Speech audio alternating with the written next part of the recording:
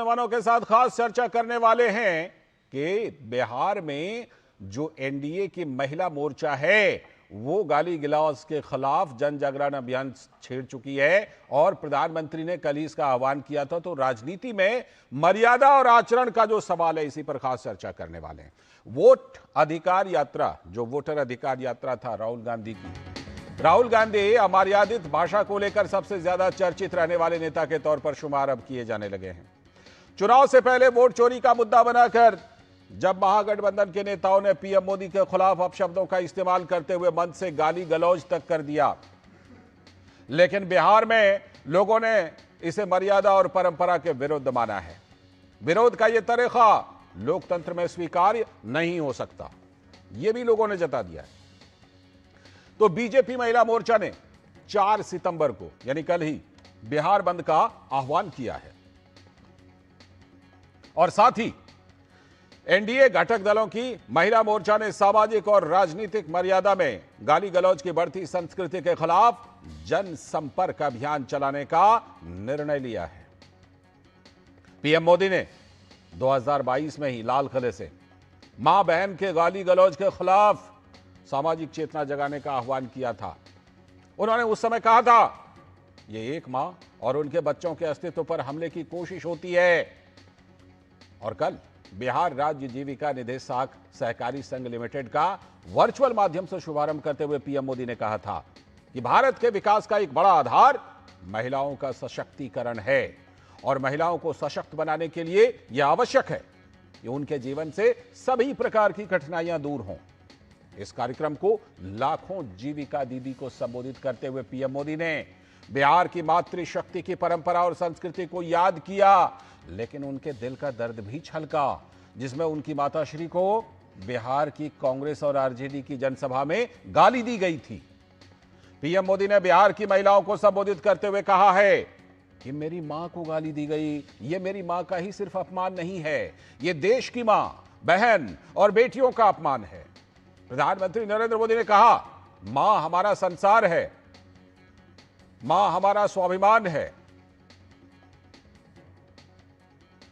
सीधे लिए चलते हैं इस समय तमिलनाडु, जहां पर राष्ट्रपति संबोधित कर रही हैं। M Krishnan, faculty members, dear students, ladies and gentleman, Vanakkam.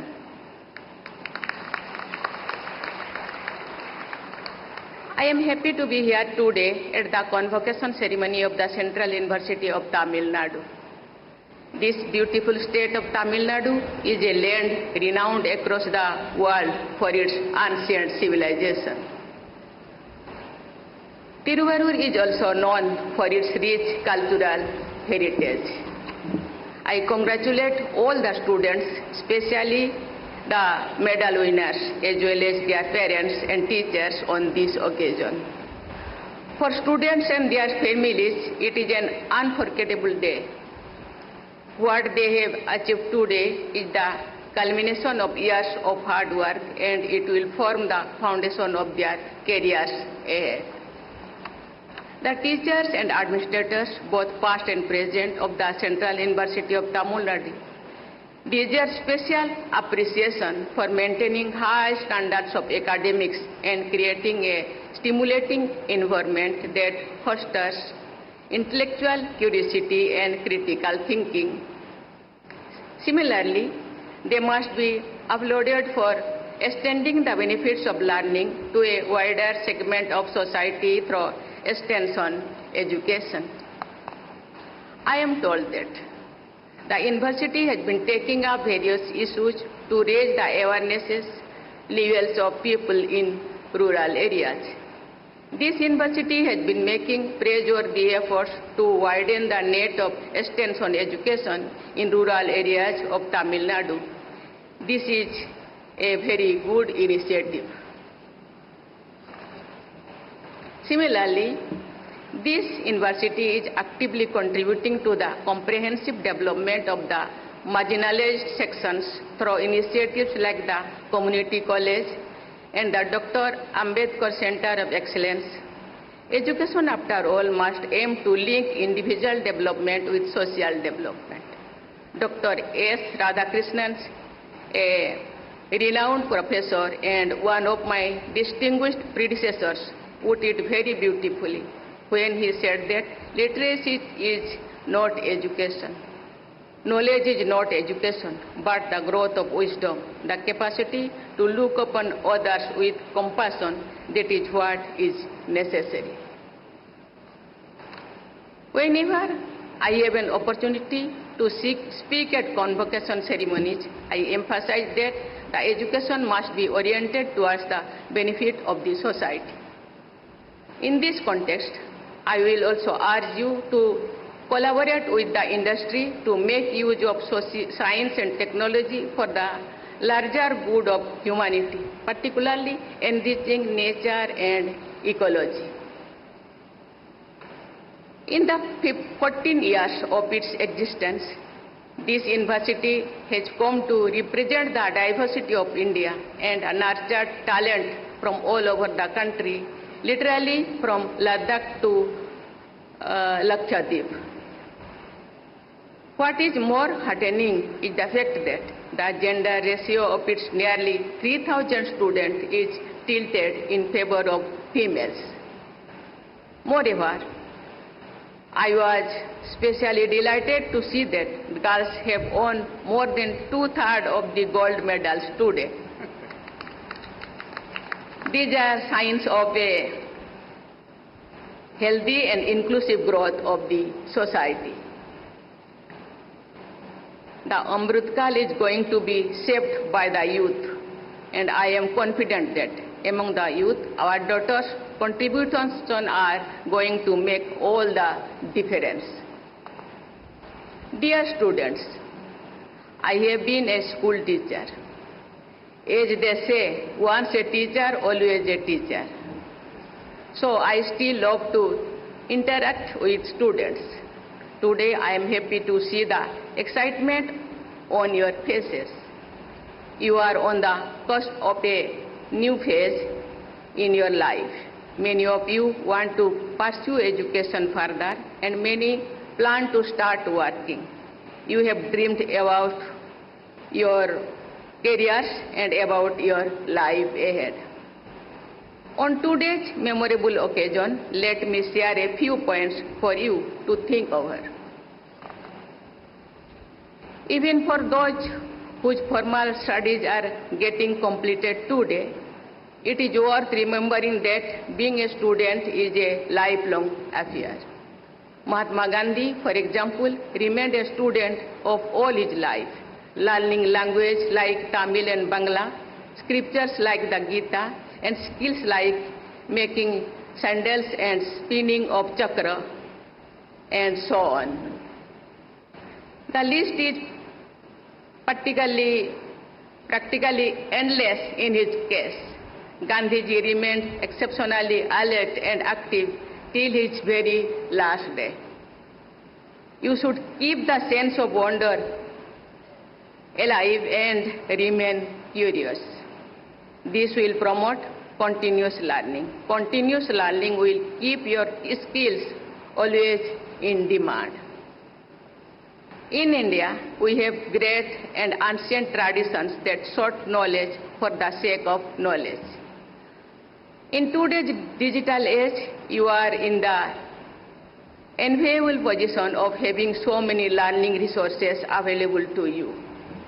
It is far easier for you to rediscover our rich legacy that is what for any previous generations.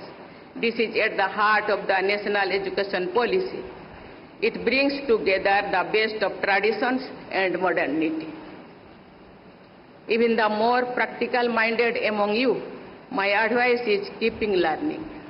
In the last couple of decades, the internet revolution has transformed our world in such a way that many new professions which we had never imagined have come up. Artificial intelligence and industrial revolution 4.0 will further change the work culture. In such a dynamic environment, those who can adapt and learn new skills will become leaders of change. It is also worth being mindful of what it means to be a citizen of this great nation. It is a score of pride and confidence. It also places great responsibilities on you. You are part of a society that has contributed to your achievement today. Others have helped you reach here, and so you should help those who need a helping hand. That is how a society progresses and a nation grows. Your university's stated mission is to build a strong character and nurture a value-based, transparent work ethics. I hope you will extend that ethical aspect from work to the rest of life. That will develop in you the sensitivity, which is what we need today. You should show special concern for those sections of people who are underprivileged or deprived. You should be sensitive towards the needs of people and the environment around you. Your strong values and character will not only guide you in making positive impact, but will also help you succeed in every aspect of life. I once again congratulate you all, students, teachers, and others. To the students, my best wishes for their career and for their role in shaping the future of the nation. Thank you. Jai Hind, Jai Bharat. राष्ट्रपति द्रौपदी मुर्मू तमिलनाडु के केंद्रीय विश्वविद्यालय के 10वें दीक्षांत समारोह को संबोधित कर रही थी। उसी का सीधा प्रसारण आप देख रहे थे। और इससे पहले जो हम बात कर रहे थे कि बिहार में एनडीए की महिला विंग ने जन चेतना अभियान शुरू कर दिया है प्रधानमंत्री के आह्वान पर। और आपको हमने रिपोर्ट में बताई थी कि प्रधानमंत्री ने साल 2022 में लाल किले के प्राचीर से भी कहा था कि महिलाओं का अपमान नहीं सहेंगे। मेरी एक पीड़ा और कहना चाहता हूं, ये दर्द मैं कहे बिना नहीं रह सकता। मैं जानता हूं कि शायद लाल किले का विषय नहीं हो सकता, लेकिन मेरे भीतर का दर्द मैं कहां कहूंगा? देशवासियों के सामने नहीं कहूंगा तो कहां कहूंगा? और वो है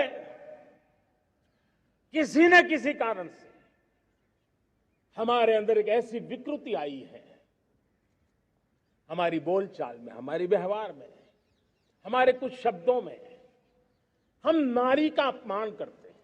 क्या हम स्वभाव से, संस्कार से, रोजमर्रा की जिंदगी में नारी को अपमानित करने वाली हर बात से मुक्ति का संकल्प ले सकते हैं? नारी का गौरव राष्ट्र के सपने पूरे करने में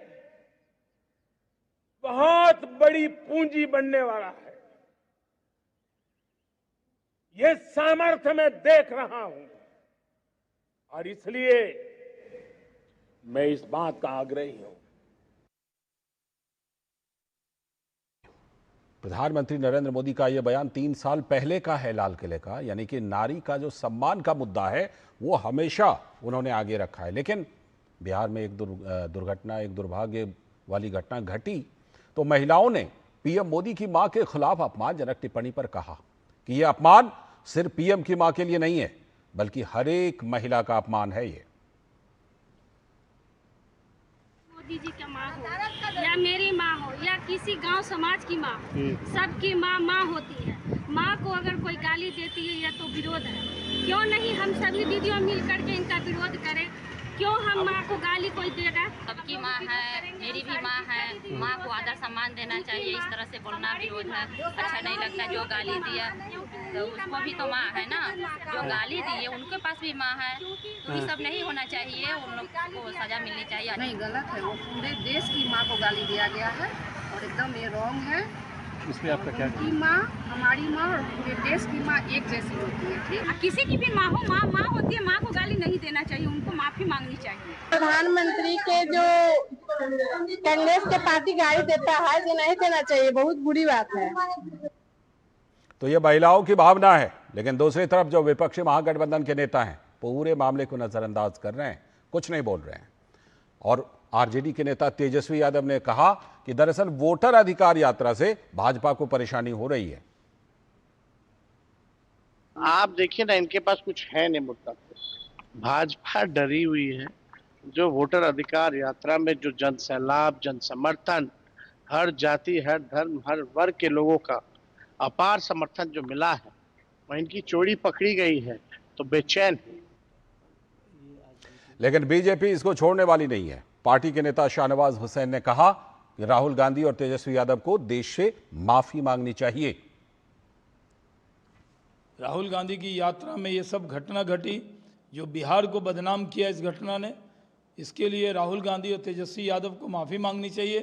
लेकिन कांग्रेस के नेता बेशर्मी के साथ उस गाली को डिफेंड कर रहे हैं, तरह तरह के तर्क दे रहे हैं, जस्टिफाइड कर रहे हैं।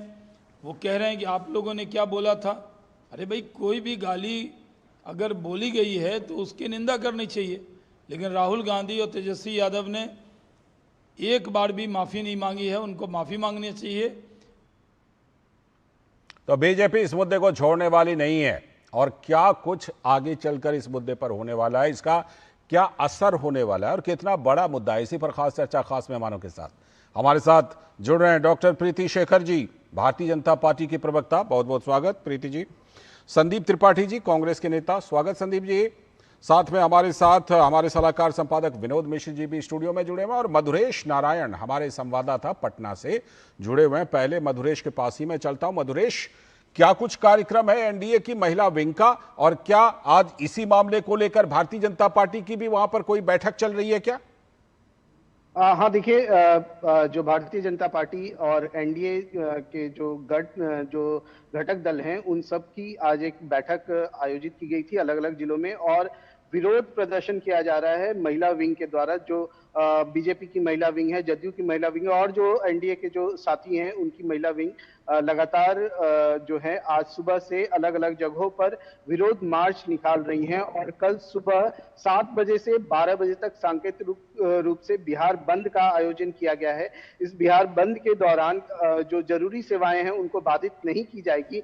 इसके साथ ही इस बंद का 2 उद्देश्य महिला विंग ने बताया है। पहला तो जो राजद और कांग्रेस है उनको माफी मांगने के लिए प्रेरित करना इस बंद का उद्देश्य, और दूसरा उद्देश्य जो है, जो बहुत बड़ा मूवमेंट आने वाले दिनों में बिहार में क्रिएट करने वाला है, दूसरा मूवमेंट है, दूसरा जो उद्देश्य है वो ये है कि लोगों को ये प्रेरित करना कि वो बहनों को और माओं को लेकर के जो गाली देते हैं वो गाली से बंद की जाए। और इसके लिए जो महिला कार्यकर्ता हैं, जो महिला विंग की जो सदस्य हैं, वो अपने इस बंद के दौरान एक पिटीशन भी लोगों को देंगी, एक पंपलेट देंगी और पिटीशन साइन कराएंगी कि वो आज के बाद महिलाओं को लेकर के किसी भी तरह की अभद्र गाली या टिप्पणी नहीं करेंगे।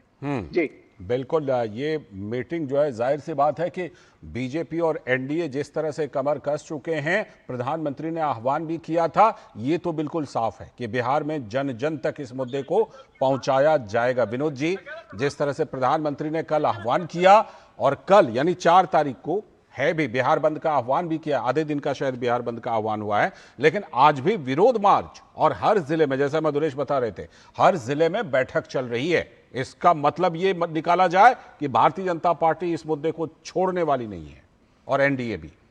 लाल जी, अभी सबसे बड़ी बात तो ये है कि प्राइम मिनिस्टर मोदी को बोले हुए मुझे लगता है 26-27 घंटा हो गए, और अभी तक आपने नेशनल पार्टी में अगर आप कांग्रेस पार्टी को देखें या आरजेडी को देखें, किसी भी पार्टी की तरफ से कोई एक माफी और इसका गिल्टी फील जैसा कुछ आपने नहीं सुना। ईगो का प्रॉब्लम बना लिया ना सर, आप कई दिनों पहले की घटना है। कल से सुन रहा हूं, मैं प्रियंका गांधी को देख रहा था, आप बड़े लीडर जो उनके हैं, सारे प्रवक्ता हैं, किसी ने इस बात की भर्त्सना नहीं की कि एक प्राइम मिनिस्टर मोदी के माँ के नाम से जो गाली है वो एक समाज को कितना, बिहार में खास करके बिहार के समाज और बिहारियों को किस तरह से आपने अपमानित किया है। जिस लोकतंत्र में मर्यादा और आचरण की बात कर रहे हैं, और जब आप लोकतंत्र की बात करते हैं तो बिहार उसकी जननी है लोकतंत्र की। और उस लोकतंत्र में आप मर्यादा को तार तार करते हुए प्राइम मिनिस्टर के लिए तू तराक की बात करते हैं, चोर चोर की बात करते करते आपने ऐसे ये 16 दिन का वोट अधिकार यात्रा शुरू किया कि आपके मंच से सीधे एक कार्यकर्ता उठ के सीधे प्राइम मिनिस्टर मोदी को गाली देता है जी। अब सवाल है कि ऐसी घटना के बाद पार्टियों का जो रुख है उससे उसके आचरण और चरित्र का पता चलता है। और कांग्रेस पार्टी ने के कोई बड़े नेता इस बात पे कोई शर्मिंदगी नहीं महसूस कर रहे, कोई इस तरह के कोई गिला शिकवा में एक तरह से एक जेनरिक बाइट भी दे देते कि नहीं इस तरह की बात नहीं होनी चाहिए, गलत है। तो आप तेजस्वी का बाइट सुन लीजिए कि वो कह रहे हैं कि बीजेपी के पास कोई आधार नहीं है। तो आप एक तरह से चुनौती देते हैं। जो प्राइम मिनिस्टर मोदी ने कहा कि आप एक जो नामदार लोग हैं, जो चांदी के चम्मच से पैदा हुए लोग हैं, वो एक गरीब माँ के उस संघर्ष और उस बच्चे के संघर्ष को क्या समझेंगे? तो आप गाली देके उस बच्चे और उसके माँ के संघर्ष को चुनौती तो देते ही हैं, साथ साथ उसके अस्तित्व को नकारते हैं। तो बिहार के लोगों ने जो ये कल बीजेपी का बंद का आह्वान है, मुझे लगता है कि बिहार के लोगों को एक जन चेतना लाने के लिए, एक जागरण लाने के लिए है कि कम से कम सार्वजनिक रूप में आप जिस तरह से राजनीति में आते हैं और एक मर्यादा और आचरण नहीं है, तो आप राजनीति के हकदार नहीं हैं। बिल्कुल, ये बड़ा सवाल है, बड़ा सवाल है संदीप जी। एक तो इस घटना को कई दिन बीत चुके हैं और किसी ने इस पर अफसोस तक या माफी तो छोड़िए, किसी बड़े नेता ने अफसोस तक जाहिर नहीं किया है। और दूसरी बात ये, प्रधानमंत्री ने कल इस मुद्दे को उठाया है और उस बात को भी 24 घंटे से ज्यादा हो चुके हैं और बाकी सारी बातें हो रही हैं, यहां तक कि एटम बम, हाइड्रोजन बम सब हो रहा है, लेकिन उस मुद्दे पर मुंह खोलने के लिए तैयार नहीं है। यह मामला भारी पड़ सकता है संदीप जी। लाल जी, पहली बात तो आपके कंसल्ट या भाजपा के कंसल्ट 2-3 हैं और अभी आपने शहनवाज हुसैन जी की बाइट चलाई। शहनवाज पूरे देश के लोग जान ले, डीडी न्यूज के दर्शक जान ले, पूरा देश जान ले, ये बलात्कार का आरोपी है। बस आ गए पर्सनल पर। एक महिला का अब पर्सनल है सर, मतलब उस महिला की इज्जत नहीं है। न्यायिक प्रक्रिया चल रही है ना सर, उस पर जुडिशियल प्रोसेस चल रही है ना सर। 2022 से जांच हो रही, कोर्ट के आदेश पर मुकदमा लिखा जाता है और 2022 से जांच चले, 3 साल हो गए, अब तक जांच नहीं हो पाई और आप कह रहे हैं महिला अस्मिता की बात करेंगे आप? और आप ऐसे व्यक्तियों क्या कांग्रेस के कुछ नेताओं पर इससे भी गंभीर आरोप नहीं है क्या? हैं कि नहीं है? हाँ या नहीं? नाम बताइए सर। हाँ बता देंगे, 4 नाम बता देंगे। आप बिल्कुल बताइए। कर्नाटक में आप चुनौती मत दीजिए।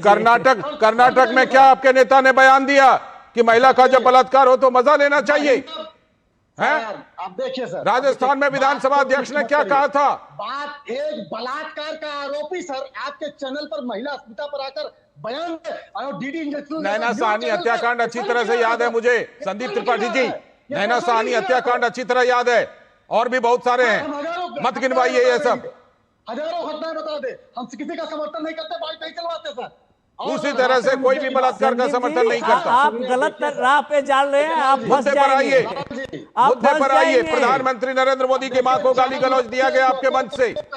अरे आप फंस जाएंगे, मैं कह रहा हूं। आप अपने बयान से, आप अपने मुद्दे से बाहर निकले।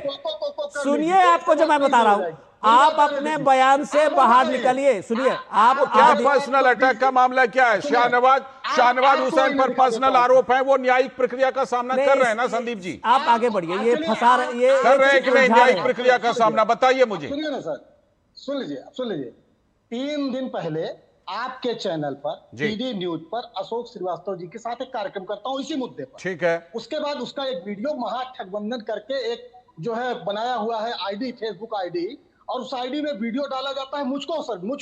अभी पिटिशनर की बात हो रही महिलाओं की, मेरी मां नहीं है, मैं गाली कहिए तो सुनाऊं कितनी माँ, ये बड़ो काट क्या हजारों 1003 गालियां लिखी हुई है। 1000 वो किसने दी है गाली? आप उसके लिए क्या बीजेपी को या किसी दूसरे को आप जिम्मेदार ठहराएंगे? ये नकारे निकम्मों की सरकारें कार्रवाई कर रही है सर। किसकी गजब है। प्रधानमंत्री को कितनी गालियां सोशल मीडिया पर लिखी हुई बताऊं मैं? इस देश के प्रधानमंत्री के लिए भी कितनी गालियां सोशल मीडिया पर है। लाल जी, ये आप मुद्दा को डाइवर्ट नहीं कीजिए। नहीं, संदीप जी आपसे रिक्वेस्ट है कि मुद्दे को डाइवर्ट नहीं कीजिए, मुद्दे पर आइए। सर डाइवर्ट नहीं कर रहा। हाँ। दुर्भाग्य की यही बात सर, आज एक ऐसा माहौल जब से आए हैं 14 के बाद, एक ऐसा जहर घोला है इस समाज में कि आप पक्ष विपक्ष और प्रधानमंत्री को आप बता रहे कि सोशल मीडिया पे गाली लिखी जाए, तो क्या 11 साल में इससे निपटने के लिए सरकार ने क्या किया? ठीक है, सवाल ये है ना, ठीक है, आप बीजेपी से सवाल पूछ रहे हैं तो बीजेपी जवाब देगी, बीजेपी ही जवाब देगी। दूसरी चीज सर, ठीक है, मैं बिल्कुल पूछूंगा, क्यों नहीं पूछूंगा। बीजेपी प्रवक्ता को इसीलिए तो बुलाया है। बोलिए डॉक्टर प्रीति शेखर जी, डॉक्टर प्रीति शेखर जी आप ही के ऊपर जिम्मेदारी डाल रहे हैं। त्रिपाठी जी, संदीप जी आपको, आप ही के ऊपर जिम्मेदारी डाल रहे हैं, कह रहे हैं कि नहीं हमारी जिम्मेदारी नहीं बनती। लालचंद्र सिंह जी, ये कांग्रेस के लोग शुरू से ही अपनी गलती को दूसरे पर थोपते हैं और उसका ठीकरा दूसरों पर। अब जवाब सुन लीजिए संदीप जी, प्रीति जी बोल रही हैं। अभी ये सुनेंगे, आपने प्रश्न क्या कहा था और इनका जवाब क्या है। मैं वही कह रहा था कि डाइवर्ट ना कीजिए, कैसे विषयांतर होते हैं जी। बात है एक माँ के ऊपर गाली की, और जिस कांग्रेस ने कभी माँ का सम्मान किसी रूप में नहीं किया, उनके प्रवक्ता आज बैठ के कौन सा प्रवचन झाड़ रहे हैं यहाँ पर। आज जबकि केंद्र की सरकार नरेंद्र मोदी जी के नेतृत्व में बनी, तो महिलाओं का सम्मान किन किन रूपों में हुआ है मैं थोड़ा बखान करना चाहूंगी। उनके पास एक इज्जत घर से उनको नवाजा गया, उनके जो घरों में शौचालय नहीं थे वो बाहर जाती थी शौच के लिए, वही कांग्रेस की देन थी जहां पर महिलाओं को घर से बाहर शौच के लिए जाना पड़ता था। उनको छत उनके सर पर नसीब नहीं थी, उनको प्रधानमंत्री आवास योजना का लाभ दिया गया। उनके धुएं से उनके आंख खराब होते थे, उनको उज्ज्वला योजना का लाभ दिया गया। और राजनीति में महिलाओं की हिस्सेदारी नहीं थी, वहां पर 33% महिला आरक्षण वंदन विधेयक अधिनियम को केंद्र सरकार के द्वारा पारित कराया गया। ये हमारी एनडीए सरकार की देन है। थोड़ा सा आपको टोकता हूँ, प्रीति जी लंबी लिस्ट है, हम सब जानते हैं। जरा आप ये बताइए कि क्या प्रोग्राम है, क्योंकि आप लोग बैठक भी कर रहे हैं, आज विरोध मार्च भी बिहार में हो रहा है और कल बिहार बंद भी है। लगता है लंबा चौड़ा प्रोग्राम आपने बना लिया प्रधानमंत्री के आह्वान पर। बिल्कुल, ये आवश्यक हो जाता है ऐसा कार्यक्रम जब कोई बिहार की धरती से कोई भी माँ को, माँ मेरी आपकी किसी की माँ हो, भले वो दिवंगत आत्मा है और प्रधानमंत्री नरेंद्र मोदी जी की माँ है, लेकिन भरे मन से, राजनीतिक मन से जब किसी की माँ बहन को, किसी को माँ बहन की गालियां दी जाए तो ऐसे प्रतिरोध आवश्यक हो जाते हैं। और एनडीए की सभी मातृशक्तियों ने कल बिहार बंद का आह्वान किया है और इस बिहार बंद में किसी भी आवश्यक या आकस्मिक सेवाओं को बाधा नहीं पहुंचाया जाएगा।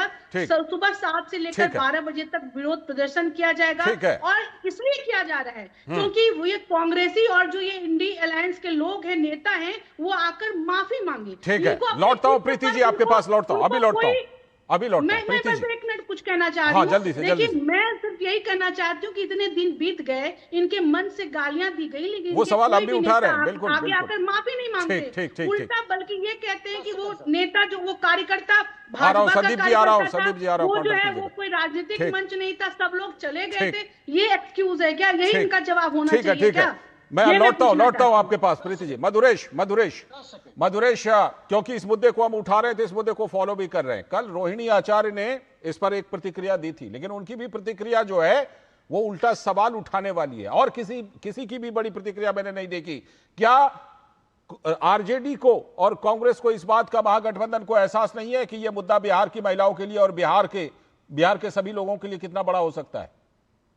देखिए, महागठबंधन में बिहार में जो सबसे बड़े नेता हैं वो तेजस्वी यादव है और उनका बयान हमने पहले दर्शकों को सुनाया है और वो जिस तरीके से बयान दे रहे हैं वो बताता है कि राजद को थोड़ा भी फर्क नहीं पड़ता है इस गाली गलौज के पूरे प्रकरण से। उल्टे राजद के ट्विटर हैंडल से ये लिखा गया है कि भाजपा कमजोर बूथों पर चिन्हित करके पिछड़े समाज के लाखों लोगों का मताधिकार छीनने की कोशिश कर रही है, उसके लिए पीएम भावुक नहीं हो रहे हैं। इसके साथ ही ये आरोप लगाया जा रहा है कि एक वीडियो हमने देखा था जिसमें कई जो जीविका दीदियां ये कार्यक्रम सुन रही थी वो भावुक हो गई थी, उनके आंखों से आंसू गिर रहे थे। तो आरोप ये लगाया जा रहा है कि ग्लिसरीन लगा करके उनके आंसू आ रहे। बताइए, आपने ये पूरी बात बताइए, ये अगले लेवल का अपमान महिलाओं का है, अगले लेवल का अपमान है। आ रहा हूं संदीप जी, जवाब तो आपको देना ही है, लेकिन विनोद जी से जरा कुछ सवाल ले लीजिए, उसका भी साथ में जवाब दीजिए। विनोद जी। संदीप जी, मैं सुन रहा था, आप देखिए जो एक राजनीति में हम लोग जो आज चर्चा कर रहे हैं, जो सीधे आचरण की, और उस आचरण में आप एक बड़े नेता हैं प्रयागराज से, तो आपके आचरण को भी लोग देख रहे हैं, इस बात को समझिएगा। तो सवाल है कि जो आचरण की बात हम कर रहे थे राजनीति में, और सबसे चरित्र जो है वो उसके आचरण पे डिपेंड करता है। आपने जो वोट अधिकार यात्रा शुरू की थी, 16 दिन की यात्रा राहुल गांधी की थी, और 16 दिन की यात्रा में राहुल गांधी ने गाली गलौज के सिवा अगर कुछ किया हो तो बता दीजिए।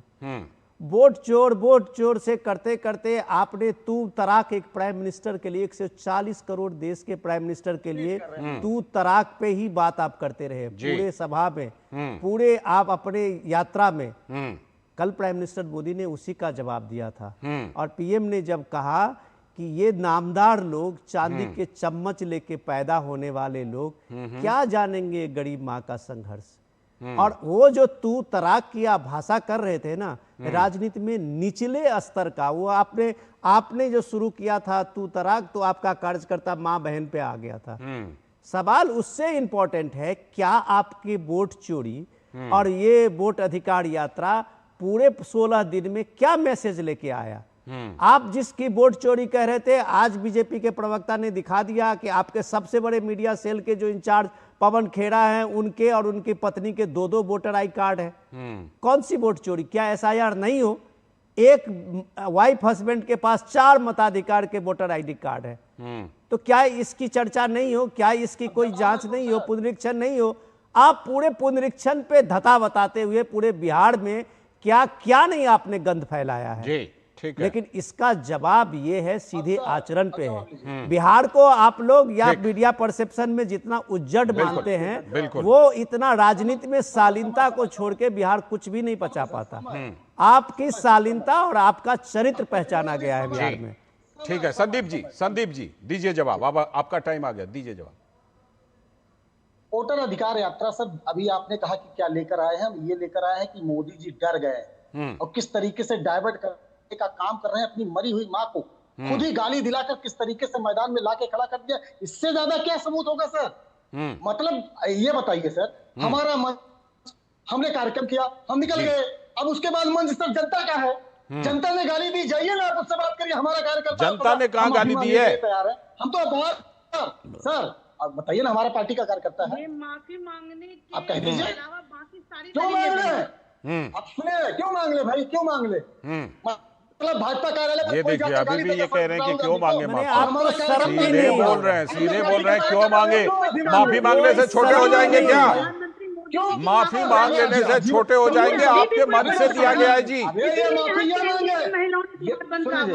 माफी ये मांगे कि अपने ही लोगों से गाली दिलवाई। अड़ गए हैं भाई, अड़ गए हैं, बिल्कुल नहीं मांगने वाले हैं। बताइए, मंच आपका, झंडा आपका, आयोजन करता आपके नेता थे ना। जी बहुत बड़ा खुलासा, नाम सहित खुलासा कर रहा हूँ सर। बोलिए। जहां की ये घटना है सर, भाजपा का मीडिया सेल का जो अध्यक्ष है, उसका नाम है सर दिलसाद। उस दिलसाद ने इस पूरी घटना को जो है अंजाम देने में महत्वपूर्ण भूमिका अदा कराई। गोल घुमा रहे हैं। पहले कहा महाराष्ट्र के एक लड़के का फोटो लेकर आ गए थे। नहीं, आप घुमा रहे हैं गोल बिल्कुल। आप एकदम घुमाए जा रहे हैं, घुमाए जाके। अरे अच्छा ठीक है ना, तो पुलिस की जांच चल तो रही है, आ जाएगा सामने। फिलहाल मुझे यहीं पर वाइंड अप करना पड़ेगा, इस चर्चा को यहीं विराम देना पड़ेगा। शुक्रिया संदीप जी, शुक्रिया प्रीति जी जुड़ने के लिए, मधुरेश आपका भी और विनोद जी आपका भी जुड़ने के लिए बहुत बहुत शुक्रिया।